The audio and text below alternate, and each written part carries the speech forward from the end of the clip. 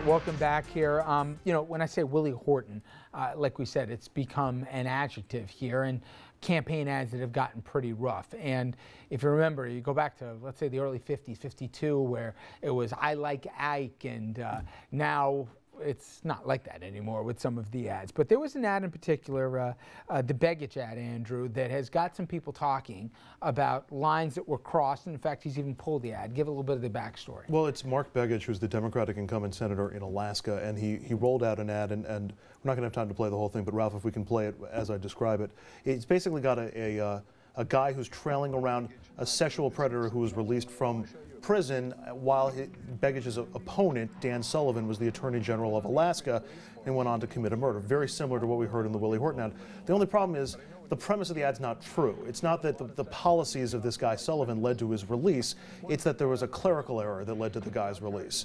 And so it's really beginning to bite Begich now, at least. To the point where he pulled it back. And I'd like to just ask is to, first off, where's the line between a powerful ad that's going to make really get the opponent and stick with the voters and just going across? I remember Harold Ford, when he ran for Senate in Tennessee, there was one that I thought was definitely crossed the line on racial and a whole bunch of different issues, but it seemed to work. Yeah. So is that the most important thing? Does the ad work? Let's be honest. Yeah, I mean, negative ads move numbers. And if you sit in focus groups and watch, the people in the focus groups will say, we love the positive ads. We don't want to see anything negative. And you'll run them positive ads, and then you do the vote, the head-to-head, and the vote doesn't move. You run negative ads in a focus group, they'll tell you they hate them. Then you do the vote, and the vote moves. It's just what happens in politics. In the Alaska case, I'm not sure that they didn't plan to pull that anyway. The damage was done when the ad was out. They've already delivered that message to the voters. Don't think they don't know damage to Sullivan, the Attorney General, or damage to Begich? Because damage to Sullivan. Well, that was my next question. They've already put that out there into the waves. There's no such thing as bad publicity, where if you get people talking about the ad and how mean and how tough it is, do you win anyway? Well, I don't know. I think there is such a thing as bad publicity in politics. But I'm from the school of hitting hard politics. So I would run very negative ads. And I can understand, as you being the expert, why you would need to do so. Do you think Willie Horton was a cheap shot? The Willie Horton ad? No, I would have ran the same ad, to be honest with you. Yeah. I also would have ran the same ad in Tennessee, portraying the African-American chasing white women basically was the premise of the ad. I would have did exactly the same thing. No, where's the honesty here, though? I mean, when do you finally get to the issue of what you're going to do about the economy or jobs? Or where do you get to the issue of... But that's why we love you, Mr. County Executive. Yeah, but my point... And you won four times. Because you believe in integrity. I'm being upfront with you. I'm telling you, if I were in politics, I would go hardcore. You got to win first. You got to win. That's the bottom line. But at what point do we say as electorate, wait a minute, what does this guy stand for? Exactly. What does he... Give me 15 seconds of what the guy is supposed to do. Yeah. Even if he says, I'm going to make everybody give a pot and every... I mean, where do we go from there to suddenly... But you know you're really fighting for a small share of the voters out there. I mean, it's 40%, and you're fighting for that middle 20%. And that middle 20% doesn't have the time to invest in this the way that we do. I mean, we hope they're watching the show every night. But it's hard to sway them. You got 30 seconds to do it. Scare the pants off them. But at some point, doesn't the policy issue become what we're trying to get people in there for?